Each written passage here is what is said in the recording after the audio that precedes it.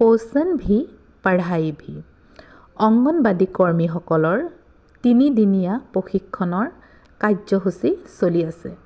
আজি প্ৰথম দিন।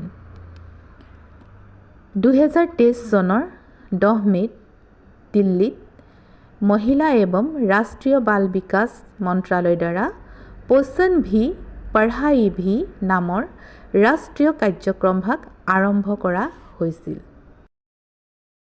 3 বছৰৰ পৰা 6 বছৰৰ শিশুসকলক প্ৰাক-প্ৰাথমিক শিশুৰ যতন আৰু শিক্ষা দিয়াই হৈছে এই প্ৰশিক্ষণৰ মূল উদ্দেশ্য।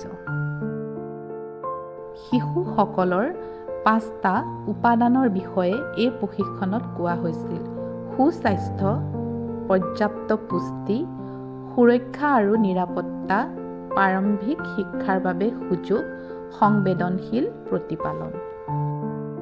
এটি শিশুৰ বৌদ্ধিক, সামাজিক, আৱেগিক, শাৰীৰিক, সাংস্কৃতিক, ভাষা কিদৰে বিকাশ কৰিব পাৰি তাৰ বিষয়েও প্ৰশিক্ষণত শিকোৱা হৈছিল।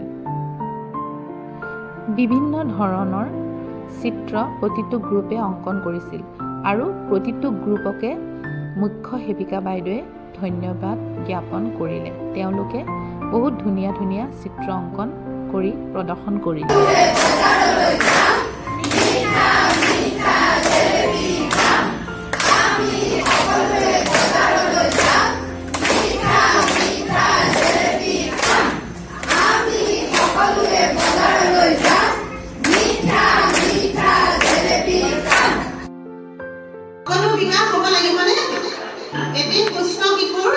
শাৰীৰিক, আৱেগিক, মানসিক বিকাশ হ'ব লাগিব। লগতে তেওঁলোকে ৰোগ সংক্ৰমণ কৰা ক্ষমতা থাকিব লাগিব তেওঁলোকৰ দেহত। আৰু পৰস্পৰে পৰস্পৰৰ লগত কি কৰিব লাগিব? মিলা-জিলা কৰিব পাৰিব লাগিব। ওজন, উচ্চতা, এই পুষ্টি এইখিনিতো আছে, মানে এইখিনি থাকিব লাগিব। তাৰ লগতে কি হ'ব? শাৰীৰিক, আৱেগিক, মানসিক বিকাশ।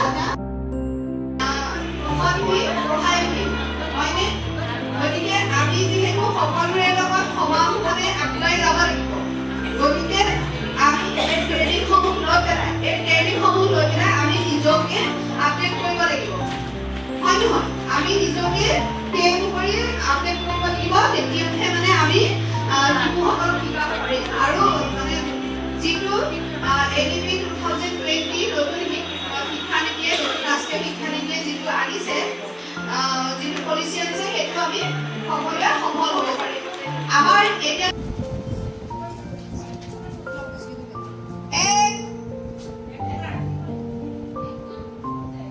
একটা দেখুৱা, 2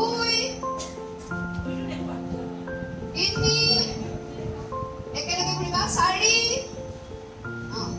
কাগজ পত্ৰিকা, 4 5 6 7 8 9 এটা আমি কৰিলো। এটা পিছে মোৰ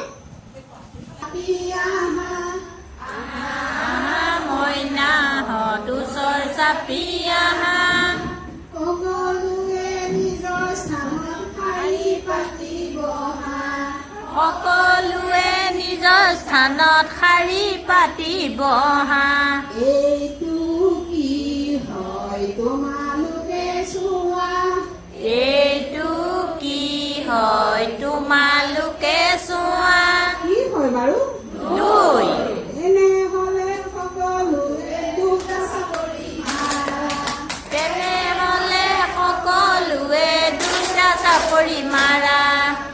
আহা আহা মইনা হতুচৰ চাপি আহা।